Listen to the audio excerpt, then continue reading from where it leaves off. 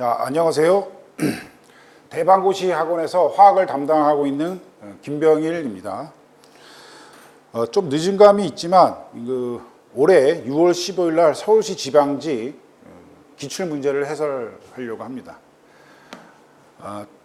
먼저 자세하게 총평을 할 수는 없고 전체적인 총평을 보면 좀 난이도가 있는 문제들이 출제되었다.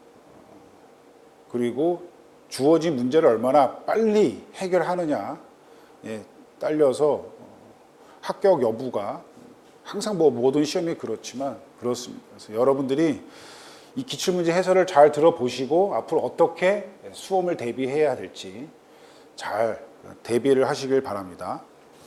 자, 먼저 1번부터 해설을 하면 1번은 아주 쉬운 문제죠. 그렇죠.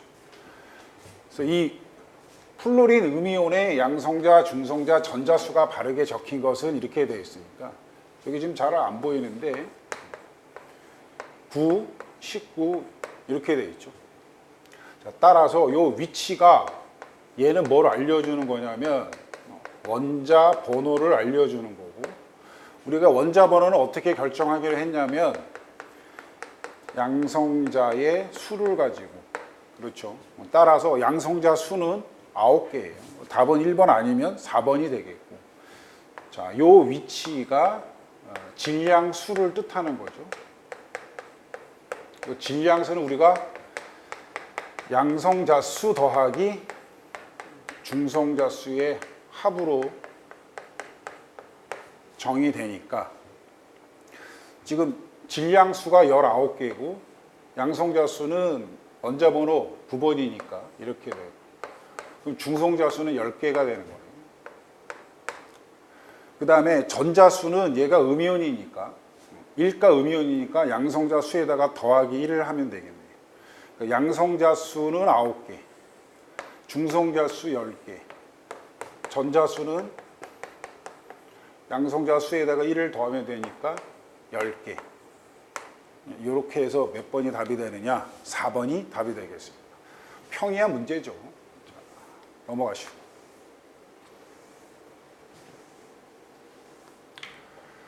2번, 보기는 수소와 질소가 반응하여 암모니아를 만드는 화학 반응식인데 이에 대한 설명으로 가장 옳은 것은 이랬습니다. 수소와 질소의 원자량이 주어져 있고 화학 반응식이 친절하게 주어져 있고. 자, 1번을 보시면 암모니아를 구성하는 수소와 질소의 질량 비는 이렇게 되어 있어요. 그러니까 얘를 구성하는 수소와 질소의 질량 비는 3대 14냐. 이게 지금 1번 같은 경우는 무슨 법칙과 관련된 거죠? 이게 일정 성분비의 법칙을 뜻하는 거예요. 이게 한 분자 내에서의 얘기인데, 수소와 질소의 질량 비는 이렇게 되어 있습니다. 자, 여기서 우리 질량은 어떻게 구하냐면, 그렇죠, 우리 양론에서 몰수 곱하기 1몰의 질량 이렇게 구하죠. 다만 여기서 이 질량에 대한 대상이 분자냐 원자냐에 따라서 이 표현이 달라지잖아요. 그럼 여기서 지금 암모니아를 구성하는 수소와 질소의 질량비를 알기 위해서는 이 수소와 질소가 분자냐 원자냐를 따져야 되는데, 이 암모니아 자체가 분자니까 분자를 이루는 이 각각은 원자 아니에요. 결국은 원자의 질량을 구하라는 문제예요. 따라서 원자의 질량을 구하는 거니까 당연히 누구의 몰수가 필요해요? 원자의 몰수가 필요하고, 그럼 이 1몰의 질량은 우리가 원자량으로 표현되는 거죠. 만약에 얘가 분자면 분자의 질량을 구하라 그러면 분자의 몰수에다가 분자 1몰의 질량, 분자량 이렇게 되는 거예요. 따라서 수소와 산소의 질량비는 3대 14냐, 여기에 그대로 집어넣으면, 자, 수소는 암모니아를 구성할 때 3개잖아요. 그래서 수소의 몰수가 3몰이고 수소의 원자량은 단소에서 1, 질소 1개, 원자량 14 해서 3대 14. 답이 1번이네. 그렇죠. 2번은 틀렸지만 암모니아의 몰 질량이 1몰의 질량이니까 이 암모니아 1몰의 질량 원자량의 합이니까 17이죠. 3번 화학 반응에 참여하는 수소기체와 질소기체의 질량비는 3대 1이냐. 여기서 지금 이 3번은 뭘 고쳐야 되냐면 질량비가 아니고 이거를 말하는 거잖아요. 그러니까 수소기체와 질소기체의 몰수의 비는 이렇게 돼야 되겠죠. 또는 개수의 비는 이렇게 돼야 되겠고, 또는 다 기체니까 부피의 비는 3대 1이야. 이렇게 표현되어야 3번이 맞는 말이죠. 질량비는 아니다. 화학 반응에 참여하는 질량비는 어떻게 구하나요? 질량비는 여기서도 매 마찬가지죠. 질량이니까 몰수 곱하기 1몰의 질량인데 화학 반응에 참여하는 거니까 질량비를 구해보면 지금 얘가 1몰일 때 분자량이 14가 되는 거고 분자량이 28이 되는 거고 그렇죠? 3몰의 분자량이 얼마야? 2, 14. 14대 3이 질량비에 해당이 되는 거예요. 그렇죠? 그래서 우리가 화학 반응식으로부터 여러 가지 종류를 알 수 있지만 그 중에서 우리가 뭐도 알 수 있다? 질량비도 알 수 있다. 반응하는 개수의 비는 반응하는 질량비는 아니지만 화학 반응식으로부터 반응하는 질량비를 알 수 있다. 꼭 알아두셔야 됩니다. 4번은 2몰의 수소기체와 1몰의 질소기체가 반응할 경우에 이론적으로 2몰의 암모니아 기체가 생성된다. 이렇게 되어 있어요. 이 4번은 한번 우리가 답은 찾았지만 계산을 해보면 자, 양적 관계를 따져보는 거니까 저거 자체가 독립적인 문제가 될 수가 있죠. 이렇게. 자, 초기 조건이 수소가 2몰이래. 질소가 1몰이고 그 다음에 처음에 0 이렇게 되는 거죠. 그 다음에 우리가 해야 할 게 뭐죠? 항상 화학 반응의 양적 관계에서 우리가 해야 될 게 5글자. 한계 반응물을 항상 생각하셔야 됩니다. 기계적으로 생각하셔야 됩니다. 한계 반응물. 이 한계 반응물에 의해서 생성물의 양이 결정되니까 한계 반응을 어떻게 찾아요? 1대 3의 비를 가지고 반응을 하니까 1대 3이면 둘 다 반응을 해요. 근데 지금 얘네들은 1몰이고 2몰이니까 얘가 부족하죠. 얘가 다 소비되는 거예요. 얘가 한계 반응물이 되는 거예요. 그러면 1대 3이니까 얘는 3분의 2만큼이 소비되는 거예요. 얘는 3분의 4만큼이 생성되는 거예요. 그러니까 지금 4번 지문은 2몰의 암모니아가 아니라 3분의 4몰의 암모니아가 생성된다. 이론적으로. 그리고 얘가 다 소비되기 때문에 이 수소가 한계의 반응물임을 여러분이 아셔야 돼요. 한계의 반응물을 꼭 찾을 줄 아셔야 돼요. 자, 이번에 정답은 1번인데 3번으로 나와 있네. 1번입니다. 1번. 자, 3번. 이게 아주 좋은 문제입니다. 그렇죠?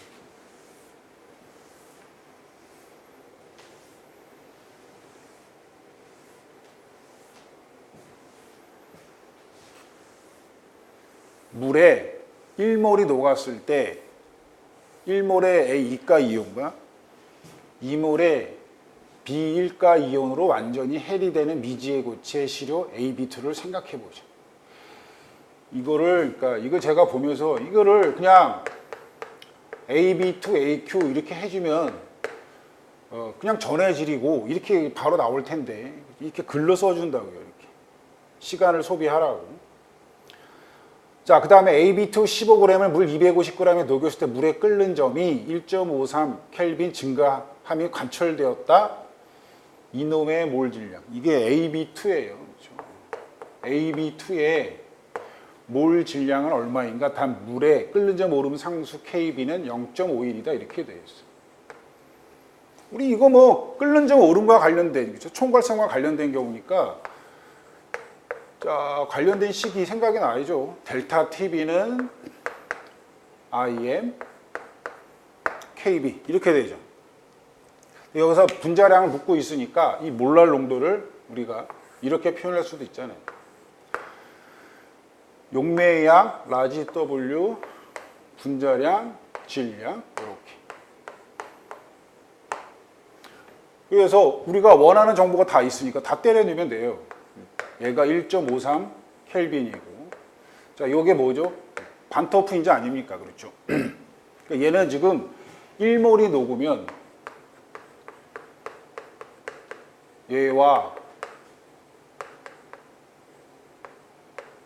이렇게 헬이 된다? 나눠진다? 이런 얘기예요. 얘 하나를 녹이면 얘 한 개와 얘 두 개, 즉 입자가 몇 개 생긴다? 세 개 생긴다. 지금 이게 전해질 효과 따라서 이 반토프 인자는 3이 되는 거죠. 자, 그 다음에 용매의 양은 물 250g인데 우리가 단위를 뭘로 써요? 킬로그램으로 쓰니까 0.25, 즉 분자량을 모르니까 라지엠, 질량은 15니까 15. 자, KB 얼마예요? 0.51 이렇게 됩니다. 이거 계산하면 된단 말이죠. 0.51이니까 여기 3되고 3, 3 나눠지고 얘가 4분의 1이고 요 분자도 4분의 1이 되려면 60이 돼야 되겠네. 그래서 답이 3번이다 이런 얘기. 그렇죠? 기계적인 거예요. 다만 이걸 우리가 이렇게도 한번 생각해 볼 수 있어요. 뭐 우리 끓는 점 오름 이놈의 단위가 이렇게 돼요. 그러니까 0.51 켈빈 킬로그램 퍼몰 이렇게 돼요. 요게 지금 줄이면 뭐가 되냐면 몰랄 농도가 되는 거잖아요. 그러니까 우리 KB의 의미가 뭐냐 이런 얘기죠. 1몰랄 농도일 때에 끓는 점 오름이 0.51이야 이런 뜻이에요.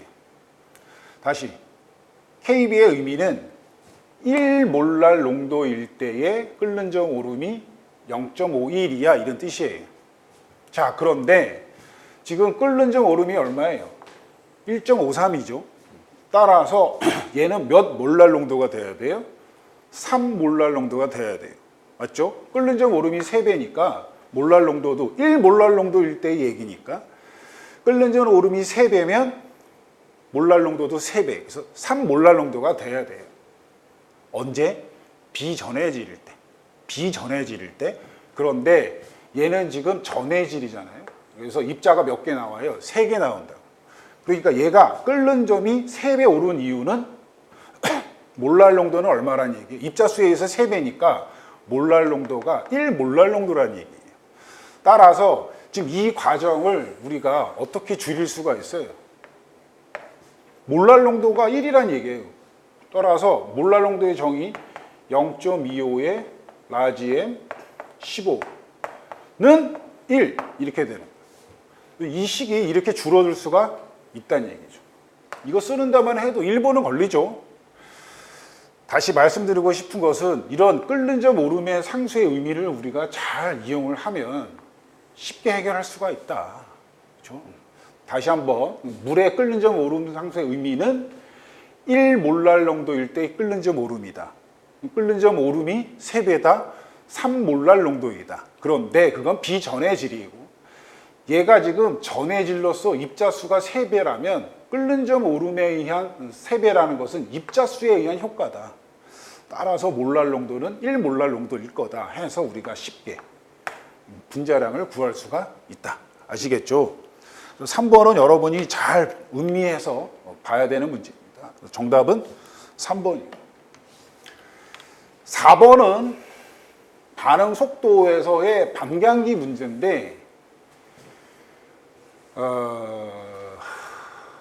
이게 지금 이 표현이 우리가 W에 대해서 몇 차다? 2차 반응이다라는 걸 알려주는 거예요. 그리고 반감기를 짧게 만들 수 있는 방법으로 옳은 것은 이렇게 지금 묻고 있다고요. 결국은 2차 반응일 때의 반감기를 여러분이 알고 있느냐 이런 얘기인데, 우리가 일반적으로 1차 반응은 이렇게 알고 있죠. 1차 반응의 반감기는 뭐 이건 많이 출제돼서 여러분이 잘 알고 계신 속도 상수 분의 ln 2, 다시 속도, 그러니까 ln 2가 0.693이잖아요. 이렇게. 1차 반응의 반감기는 뭘 알려주는 거예요? 그러니까 농도의 영향을 받지 않는다 이런 얘기예요. 그런데 이 문제를 풀기 위해서는 여러분이 2차 반응일 때 반감기를 외우고 계셔야 돼요. 이거 뭐 항상 외우고 있는 거지만 얘는 어떻게 되냐면 이런 얘기. K, 그러니까 우리 초기 농도를 C0로 한다면 이게 2차 반응의 반감기예요. 이거 기억하셔야 돼요. 그렇죠? 이제 1차 반응에서의 반감기만 나오지 않아요. 2차 반응에서도 나와요. 그럼 얘를 짧게 만든다라는 얘기는 얘가 증가돼야 되는 거니까. W의 초기 농도가 지금 C0로 된 거예요. 그럼 3배로 높인다 이렇게 되어 있으면 반감기가 얘는 3분의 1로 줄어드는 거고, K를 3배로 한다? 얘도 역시 3분의 1이 되는 거고, 초기 농도를 10배로 높이면 10분의 1이 되는 거고, 속도 상수 K와 W의 초기 농도를 각각 3분의 1이다. 그럼 얘는 3분의 1에 3분의 1이니까 9분의 1이 되잖아요. 가장 짧게 만드는 거는 얘잖아요. 이 4번 같은 문제는 이 반감기식을 꼭 기억을 하셔야 된다. 그렇죠? 자, 꼭 기억을 하셔야 되는 부분. 4번의 정답은 그래서 3번이 되겠습니다. 이제 5번 보겠습니다. 암모니아의 합성 반응이 보기에 제시되었으며 특정 실험 온도에서 K 값이 알려져 있다. 해당 온도에서 초기 농도가 주어져 있고 평형에 도달하기 위해 화학 반응이 진행하는 방향을 예측한다. 결국 진행 방향을 예측한다면 이거 보고 여러분이 반응 지수 생각하셔야죠. 그렇죠? 자, 그래서 반응 지수를 계산을 해서 평형 상수가 크냐 작냐를 가지고 이 반응의 진행 방향을 예측하는 거니까 구해 봅시다. 반응 지수는 평형 상수식과 표현이 똑같죠. 자, 반응물이 N2고, 그 다음에 수소의 세제곱, 암모니아의 제곱, 이렇게 되어 있어요. 자, 여기다가 숫자를 때려 넣으면 수소가 10의 마이너스 2승의 세제곱, 암모니아가 10의 마이너스 4승의 제곱, 이렇게 되어 있어요. 자, 10의 마이너스 8승이고 10의 마이너스 8승이고 얘가 10의 마이너스 6승이니까 10의 마이너스 2승이에요. 자, 주어진 K 값은 6.0 곱하기 10의 마이너스 이렇게 되죠. 자, Q 값은 10의 마이너스 2승이고 K 값은 6.0 곱하기 10의 마이너스 2승. 누가 더 커요? 얘가 더 크죠. 따라서 Q 값이 K 값보다 작으니까 평형은 얘가 K 값이란 평형은 항상 어디를 향해서? 새로운 평형을 향해서 이동을 하기 때문에 작은 애가 큰 값으로 가려면 이 화살표 반응으로 진행이 돼야 되겠죠. 이 화살표 반응이 정반응을 뜻하는 거 아니에요. 자, 따라서 정반응이 진행된다. 쉽죠? 5번의 정답은 2번입니다. 6번. 산이 나왔네, 산이. 그렇죠? 자, 25도씨에서 어떤 수용액의 수소이온의 농도가 이렇대요. 이럴 때 수산화이온의 농도로 오른 것은 이렇게 되어 있습니다. 일반적으로 여기가 지금 25도씨죠. 뭐가 주어져 있지 않아요, 지금? KW, 물의 이온고 상수가 주어져 있지 않아요. 그러니까 이 물의 이온고 상수도 25도씨일 때 10의 마이너스 14승이라는 걸 여러분이 기억하고 계셔야 돼요. 즉, 얘는 지금 이렇게 구하는 거잖아요. OH-는 수소이온의 농도분의 KW. 이 식을 이용해서 대입하면서 계산하는 거예요. 기본적인 문제인데 얘가 1.0 곱하기 10의 마이너스 14승으로 주어져 있지 않으니까 25도씨에서의 KW가 10의 마이너스 14승이니까 여러분은 기억을 하고 계셔야 되고, 수소 이온의 농도가 2.0 곱하기 10의 마이너스 5승이에요. 2분의 1이니까 0.5죠. 10의 마이너스 9승이에요. 5 곱하기 10의 마이너스 10승 몰 농도가 돼요. 그래서 정답은 4번이네요. 아주 기본적인 문제였습니다. 자, 다음 7번.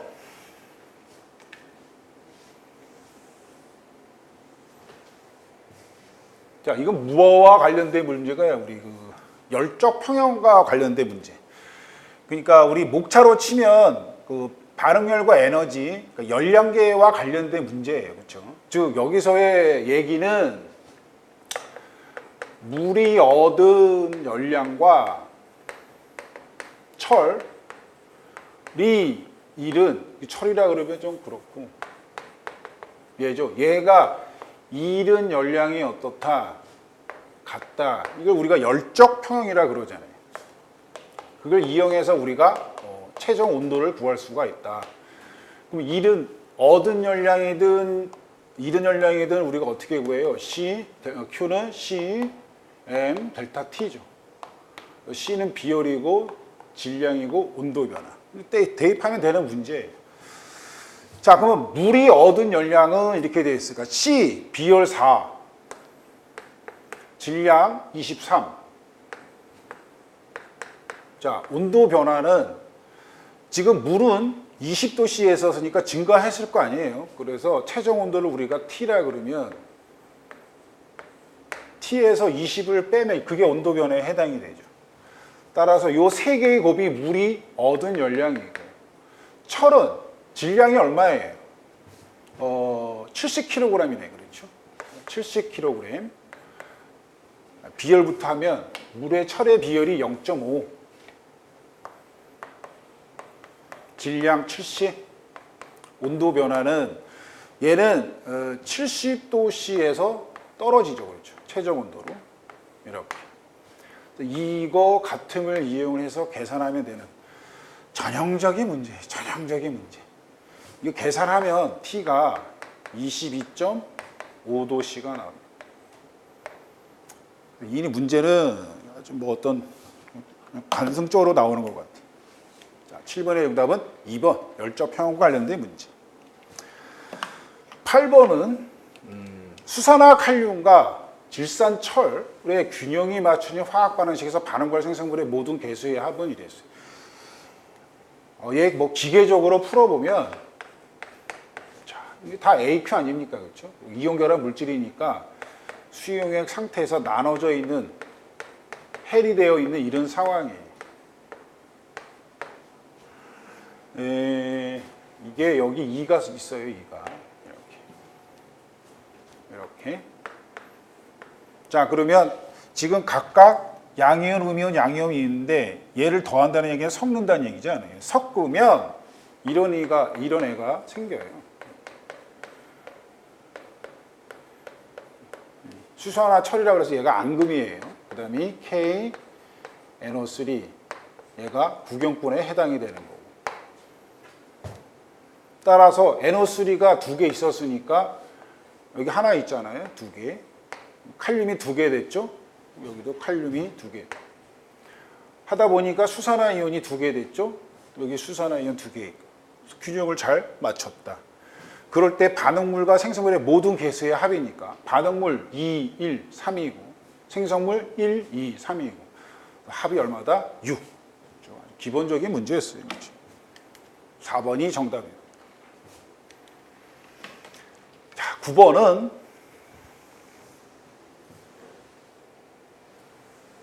보기의 물질 중 입체수가 다른 물질은 이렇게 되어 있어요. 자, 이게 입체수 아주 중요하죠. 그렇죠? 입체수.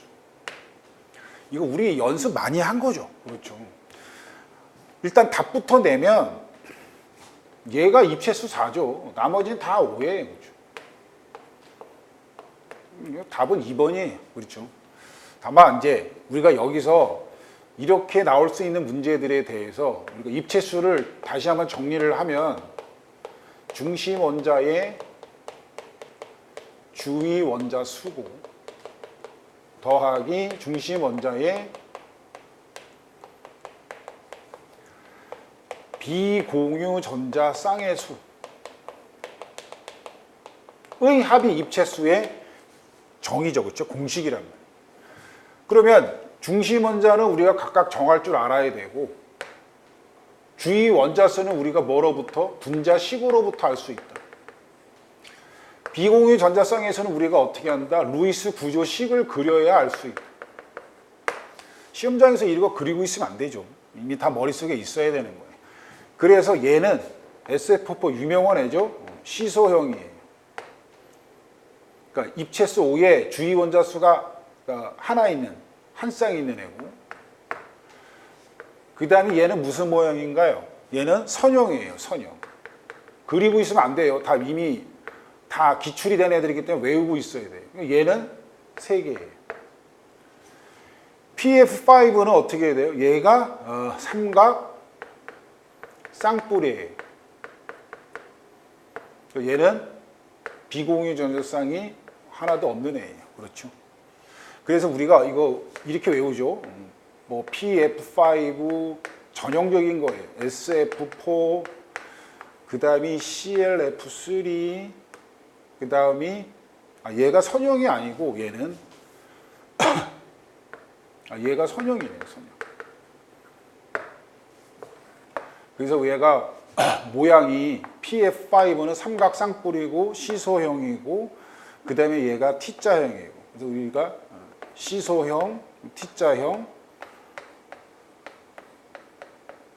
얘는 선형, 이렇게 우리가 CT선 이렇게 외운단 말이죠. 그렇죠? 기본적인 거예요. 다 기억하고 계셔야 돼요. 그리고 있으면 안 된다. 시험장에서. 얘는 당연히 4죠. 4. 입체수 4. 아까 삼연체 모양. 기본적인 문제. 9번의 정답은 2번입니다. 자, 10번은 맨날 나오는 이상기체와 실제기체. 요새 이렇게 성향이 1, 2, 3, 4에서 이렇게 설명형으로 나오고 있는데 내용을 알고 있어야 여러분이 빨리 읽을 수가 있어요. 자, 방정식에서 옳지 않은 것 이랬어요. 자, 이거 뭐 반대로 발사 방정식이 주어져 있고. 1번은 실제 기체 입자들 사이의 작용을 인력을 고를 때 일정한 압력에서 온도가 낮을수록 실제 기체는 이상 기체에 가까워집니다. 1번이 틀렸단 말이죠. 그렇죠? 이상 기체는 분자 간의 인력이 없는 애고 실제 기체는 분자 간의 인력이 있는 애예요. 그러니까 실제 기체가 이상 기체에 근접하려면 분자 간의 인력이 어떻게 해야 돼요? 약해져야 돼요. 분자 간의 인력이 약해져야 된다는 얘기는 온도는 어떻게 해야 돼요? 높아져야죠. 그렇죠? 압력은 낮아져야 실제 기체가 이상 기체에 근접할 수 있는 조건이에요. 거기에 그대로 대입을 하면 온도가 낮으면 분자 사이의 거리가 가까워지고 분자 사이의 인력, 즉 쿨롱의 힘이 커지기 때문에 이상기체에 가까워질 수가 없죠. 그렇죠? 그래서 1번이 틀린 거예요. 2번은 인력을 보정하기 위해 인력에 대한 보정 항수, 얘를 사용한다는 얘기고, 그 다음에 요 V 반대를 발수 상수 B는 부피를 가져오기 때문에 빼줘야 되는 거고, 4번이 낮은 압력일수록 이상기체에 근접한다. 그렇죠? 낮은 압력일수록. 분자 간의 인력에 대해서만 잘 생각하시면 돼요. 그래서 여러분이 이상기체에 대한 정의를 잘 기억을 하고 있어야 돼요. 이상기체가 뭐야? P분의 NRT를 만족하는 기체, 그거 가지고 문제 해결을 못한다. 이상기체란 분자 간의 인력이 존재하지 않고, 그 다음 분자 자체의 크기를 무시할 수 있는 기체, 그게 이상기체의 정의예요. 이 정의에 이 표현이 잘 나와 있어요. 그렇죠? 어려운 문제 아니니까 여러분이 해결할 수 있다. 정답은 1번 되겠습니다. 자, 이제 이어서 11번이죠. 완충용액에 대한 문제입니다. 그렇죠? 아주 평이하게 나왔어요. 자, 1번은 완충용액은 약산과 그 짝연기의 혼합으로 만들 수 있다. 2번 완충용액은 약연기의 그 짝선의 혼합으로 만들 수 있다. 이거 1번과 2번은 완충용액의 이제 구성과 관련된 얘기죠.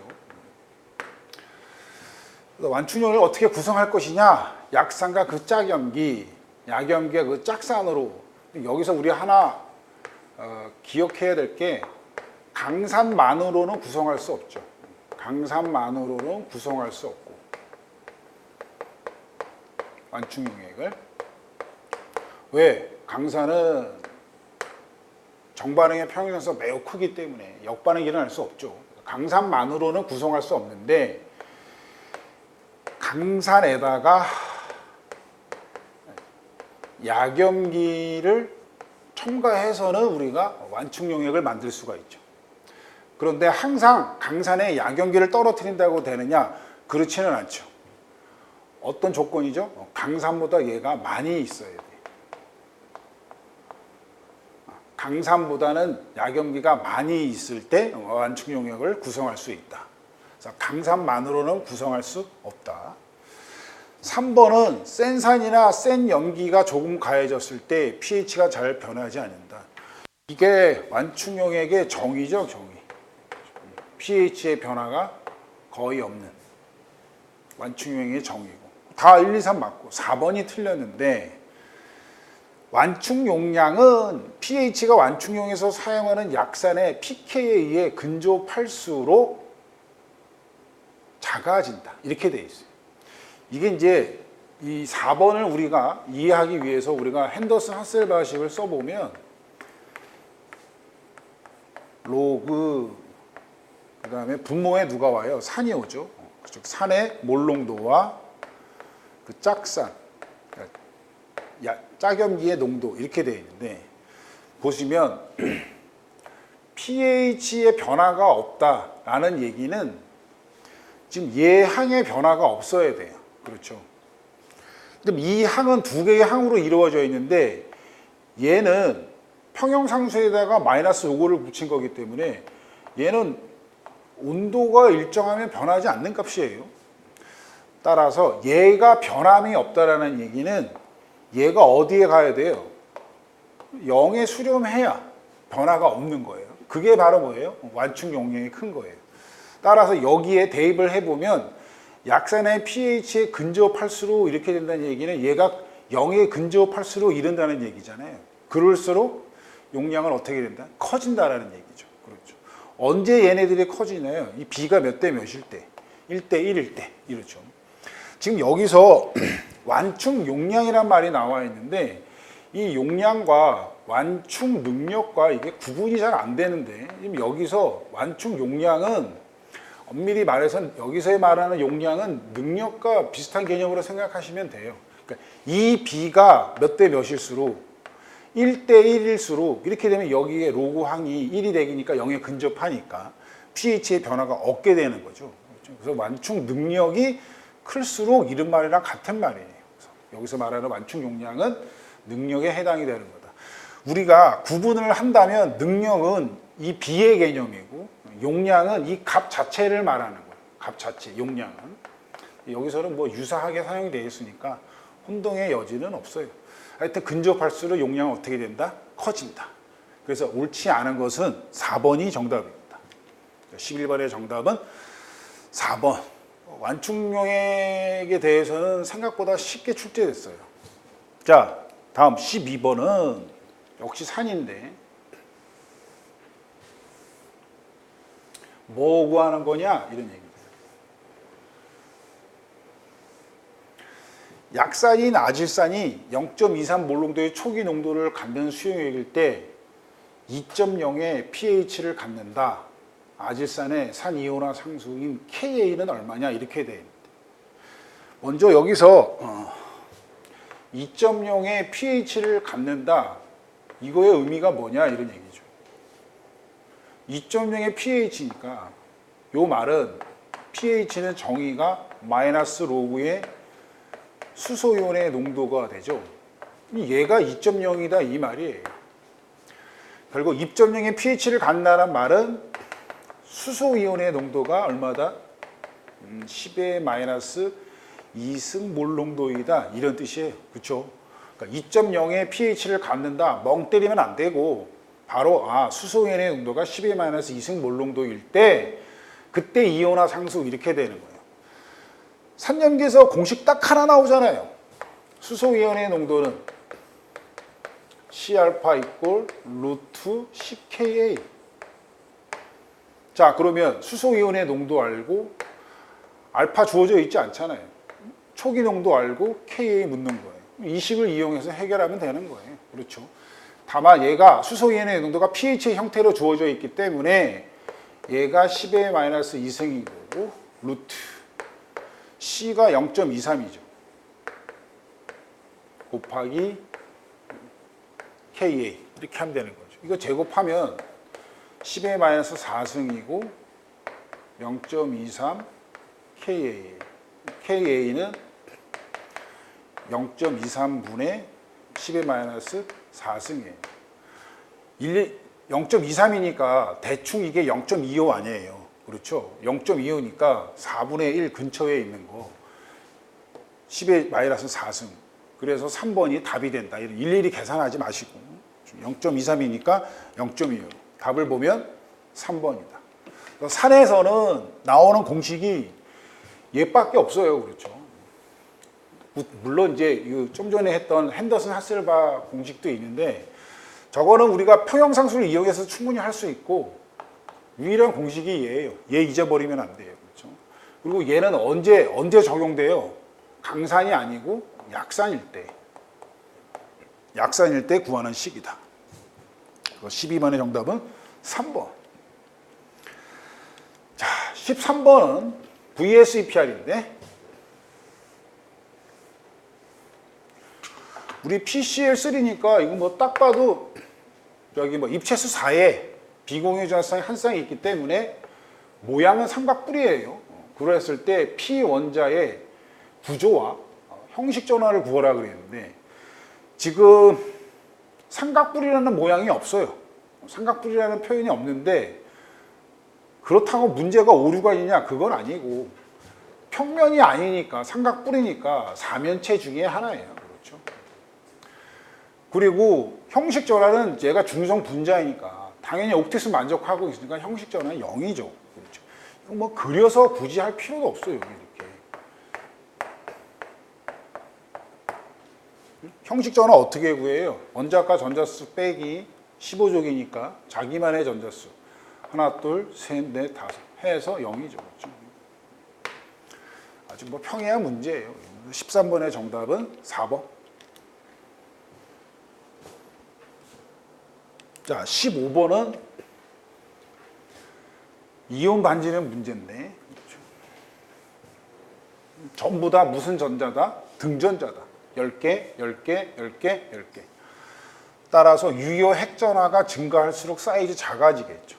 가장 작은 이온 반지름 그러면 유효 핵전화가 가장 크네. 여기서 유효 핵전화는 등전자니까 양성자 수가 많을수록 이게 9번, 12번, 8번, 10번이니까 얘가 가장 작겠네. 그렇죠. 정답은 2번. 아유, 쉬운 문제.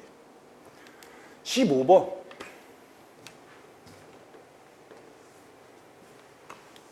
자, 탄소, 수소, 메테인의 연소 반응. 생성물은 기체 이산화탄소와 액체, 물 또는 두 물질 중 하나이고 각각 390, 290, 890의 열을 방출하는 반응인데 이 보기 반응에서 방출하는 열은 얼마예요? 결국은 이제 헤세의 법칙을 묻는 문제인데 결국은 이제 우리 원칙적으로 어떻게 해야 돼요? 산소가 연소할 때, 수소가 연소할 때, 메테인이 연소할 때 연소 반응식을 써야죠. 그렇죠? 그래서 주인공이 탄소, 수소, 메테인이에요. 그런데 탄소, 수소, CH4 즉 주인공이 3개고 화학 반응식이 몇 개 나와요? 3개 나오죠. 굳이 얘네들을 쓸 필요가 없어요. 화학 반응식을. 따라서 390, 290, 890에 해당하는 엔탈피를 그냥 더하고 빼버리면 얘를 구할 수가 있다. 자, 그런데 문제는 이제 얘가 지금 반응열이냐 아니면 엔탈피 변화량이냐 이런데 이거 지금 다 연소니까 뭐예요 이게? 다 엔탈피 변화라고 치면 마이너스 390, 마이너스 290, 마이너스 890 이렇게 표현이 돼야 돼요. 그렇죠? 우리가 얘를 가지고 우리가 계산을 해보면 이렇게 될 수 있죠. 탄소 CO2 되죠. 그러니까 반응물이고 얘도 반응물이잖아요. 얘를 우리가 1번식이라고 하면 1번식은 위치가 같고 반응물이 같으니까 더하기 1번 하면 되는 거예요. 수소는 역시 반응물이고 얘도 반응물이잖아요. 그러니까 더해주면 되는 거예요. 개수를 확인해야죠. 얘 우리가 1몰로 반응식을 쓸 거니까 얘는 2몰이니까 저기다가 2를 더해주면 되는 거고.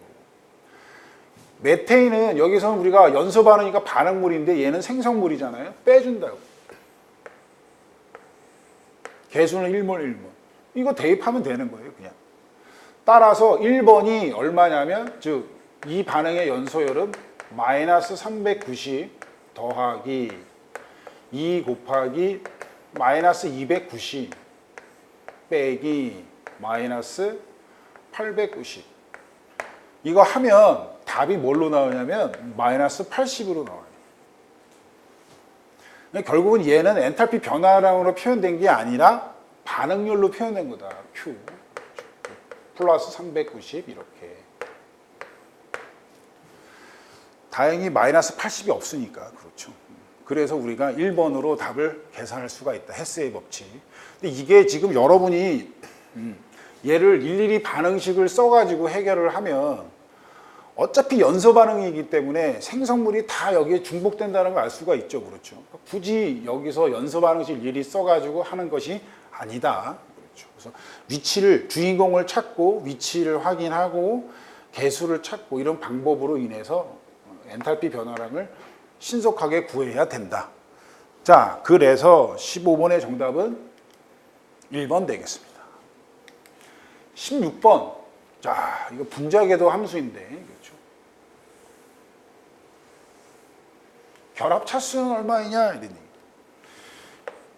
우리 결합 차수는 어떻게 구해요? 결합 차수는 본드 오더라 그러죠. 그러니까 2분의 그러니까 결합 궤도 함수에 들어가 있는 전자 빼기 반결합에 들어가 있는 전자. 이게 결합 차수의 공식이잖아요. 그렇죠. 따라서 시그마 ES 요 스타가 뭐예요? 반결합에 들어가 있는 거죠. 그럼 여기다가 때려 넣어 보면 2분의 결합 2, 4 그러니까 8이에요. 8. 반결합은 스타 표시가 있는 거예요. 그러니까 2, 4 그러니까 6. 그래서 결합 차수는 어떻게 구한다? 1 구한다. 그런데 이제 이게 많아질 수도 있어요. 이게 뭐 1S까지 다 구하다 보면 그렇게 되는데 여러분이 이거 자주 보시면 지금 ES 결합, ES 스타 얘네들은 어때요? 같죠? 그러니까 이거 지우는 거예요. 빨리 지우고 요것만 보는 거예요. 요것만. 그러면은 624 빨리 나오죠. 그렇죠? 일일이 어차피 얘네들은 없어지는 거니까 굳이 아무 생각 없이 그냥 하지 말고 이렇게 결합, 반결합은 빨리 지워버린다. 그러면은 쉽게 계산할 수 있다. 자, 그러면 16번의 정답은 1번이 되겠네. 17번. 이제 이게 결정적인 문제인데, 그렇죠? 17번이. 알면 푸는 문제고, 모르면 무조건 틀리는 문제고. 잘 보세요. 이게 내가 10년 전부터 나온다 했던 문제인데, 이제 나온 것 같은데. 미지의 화학적 A가 포함된 두 가지 반쪽 반응의 표준환원 전인데, 이런 표현은 무슨 뜻이죠, 이게? 이 표현이 이런 식으로 전자가 이동해 간다 이런 뜻이에요. 무슨 말이냐면 그러니까 A 이가 이온이 전자를 얻어서 A가 돼 환원. 얘는 A 1가 이온이 전자를 얻어서 A가 되는 환원에 대한 전이를 나타내는 거예요. 그럴 때 얘는 2가 이온이 전자를 얻어서 1가 이온이 될 때의 환원 전이 값은 얼마냐 이렇게 된대요. 그러면 우리가 얘를 보고 어떻게 해야 돼요? 일단 환원 반응식을 써봐야죠. 그렇죠? A 2가는 전자 2개 얻어서 A가 되는 거고 이때의 환원 전이가 플러스 0.3V.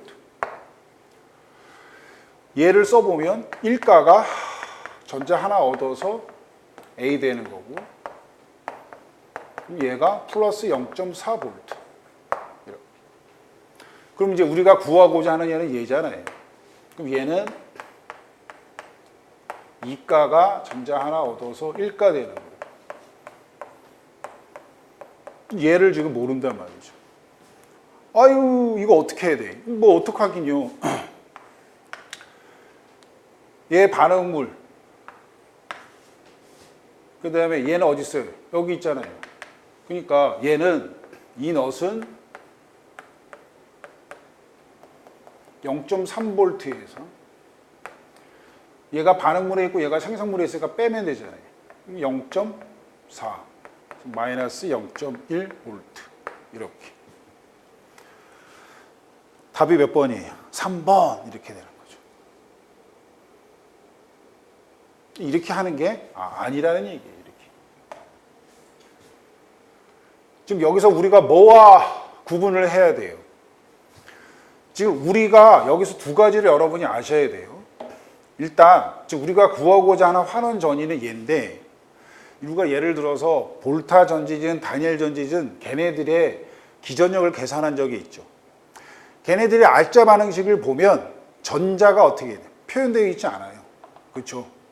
얘는 뭐가 돼 있어요? 전자가 표현되어 있는 애. 그러니까 얘는 전지가 아니에요. 정확히는 뭐예요? 반쪽 전지라고. 그러니까 반쪽 전지에 대한 기전력을 그런 식으로 계산할 수는 없죠. 그 다음 두 번째는 기전력은 무슨 성질이에요? 쐐기 성질이죠. 쐐기 성질이기 때문에 기전력 자체를 더하고 뺄 수는 있어요? 없어요? 없어요. 그렇다면 이런 문제는 우리가 어떻게 해결하느냐 이런 얘기죠. 이런 문제는 예식을 이용을 하는 거예요. 기전력이 들어가 있는데 크기 성질을 갖고 더하고 빼야 되니까 기전력이 포함되어 있는 크기 성질, 즉 깁스 에너지는 마이너스 NF 이 식을 이용해서 계산을 하는 거예요. 얘는 크기 성질이죠. 그러니까 더하고 뺄 수 있다. 얘를 이용해서 계산을 해야 된다.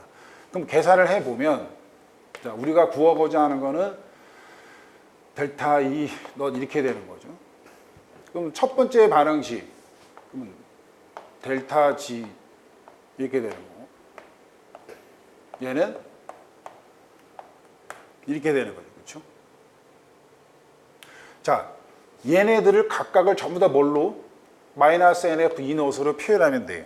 자, 이건 노란색으로 하면 얘는 마이너스 NF 델타 E 넛, 얘는 마이너스 NF 델타 이렇게 되죠.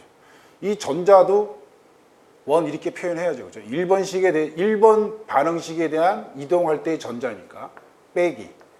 얘 마이너스 이제 N2죠.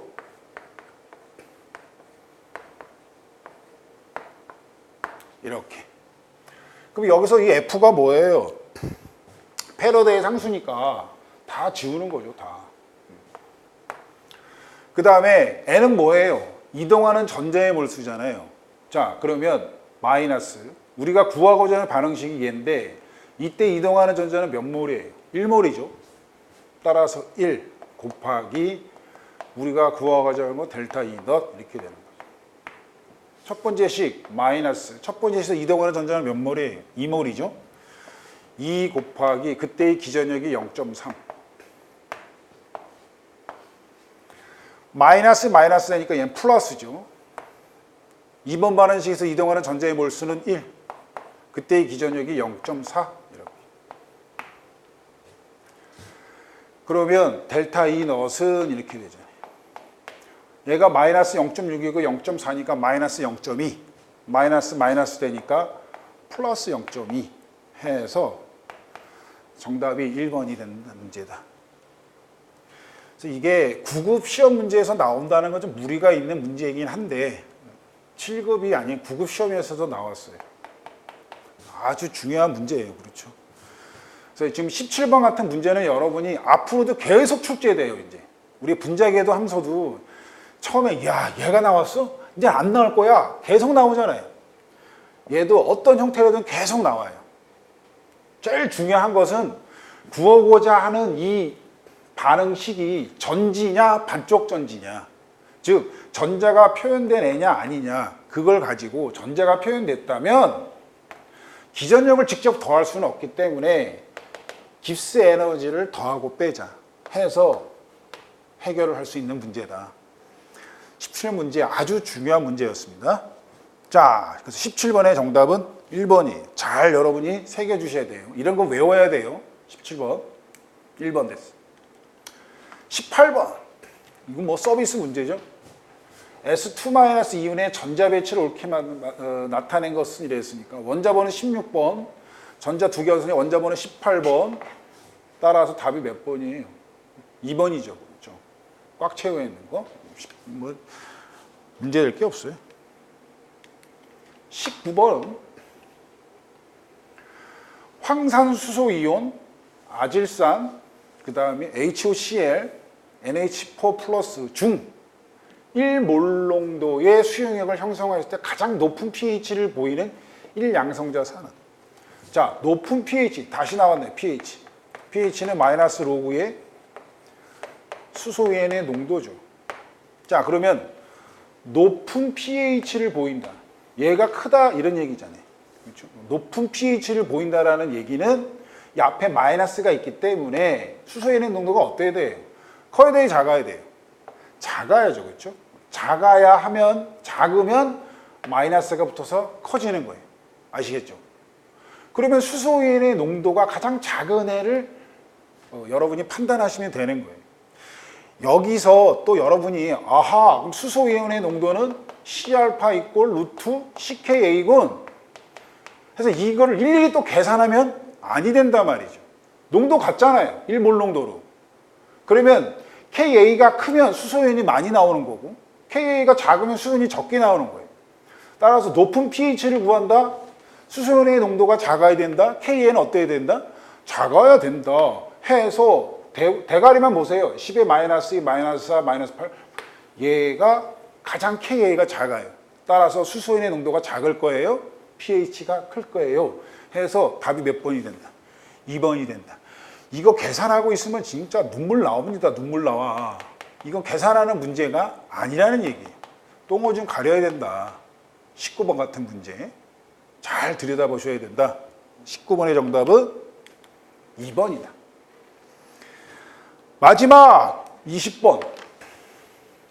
자, 강산인 질산, 그 다음에 강염기인 KOH를 첨가하였더니 이렇게 되어 있어요. 이거 중화반응이죠. 이거 보자마자 뭐 하셔야 돼요?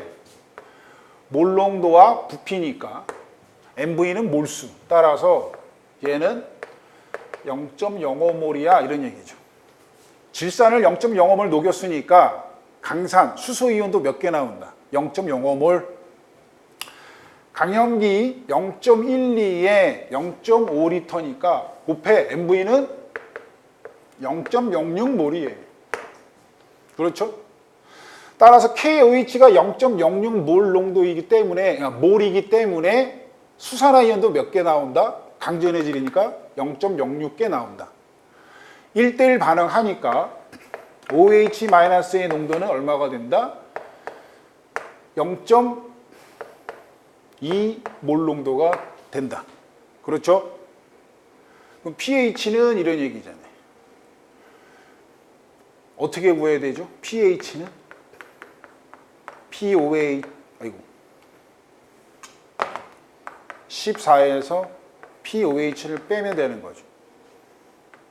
14고 POH는 OH-의 농도가 10의 마이너스 2승이니까 POH는 2죠. 그래서 pH는 12가 돼요. 몇 번이 답이 돼요? 4번이 답이 되는 거예요. 중화 반응인데 여기서는 그래도 그나마 쉽게 나온 거죠. 그러니까 여러분이 여기서는 이 말이 가장 중요한 말이에요. 강산과 강염기. 얘가 둘 중에 하나가 약산 또는 약염기가 되면 또 해풀이하는 방법이 다르죠. 그래서 이 중화 반응은 항상 강산이냐 약산이냐 상황 판단을 잘 해가지고 판단을 하셔야 돼요. 20번 같은 경우는 강상 강연기이기 때문에 간단하게 우리가 얘기할 수가 있죠. 그렇죠. 1대1 반응을 하니까 쉽게 구할 수 있는 문제였어요. 자, 이제 20번까지 다 해설을 했습니다. 제가 이거를 풀이를 준비하면서 느낀 건 점점 어려워진다. 시험 문제가 어려워지는 거고, 안 나왔던 정말 어려웠던 문제가 변별력 때문에 출제가 되는 거고, 결국은 항상 시간 싸움인 거고. 여러분들이 시험 대비를 할 때 나는 이 문제를 풀 수 있어, 이걸로 만족하면 안 돼. 개나 소나 다 풀 수 있거든요. 그걸 시험장에서 얼마나 시간을 줄여서 샤프질을 하지 않고 문제를 풀 수 있는지, 그게 연습이에요. 여러분이 공부를 많이 하신 분들도 시험에 자꾸 떨어지는 이유가 알기는 많이 하는데 그 아는 거를 시험장에서 적용을 못 한대요. 그래서 여러분이 지금 시험 문제를 보시면서 어떻게 풀이를 줄일지에 대한 고민을 여러분이 많이 하셔야 돼요. 그게 내가 해준다고 되는 게 아니고 내가 알려주면 뭐해. 여러분들이 써먹을 수가 있어야지. 그러니까 그거를 기본서를 꼭 정독해서 여러 번 숙지해서 어떤 속도를 높이는 그런 식으로 수험 방향을 잡으셔야 합격할 수가 있다. 자, 다음 시간에는 올해 지방직 그러니까 시험 문제를 해설을 할 겁니다. 그렇죠? 오늘은 서울시를 했고 다음 시간에 또 뵙도록 하겠습니다. 해설을 마치겠습니다. 수고하셨습니다.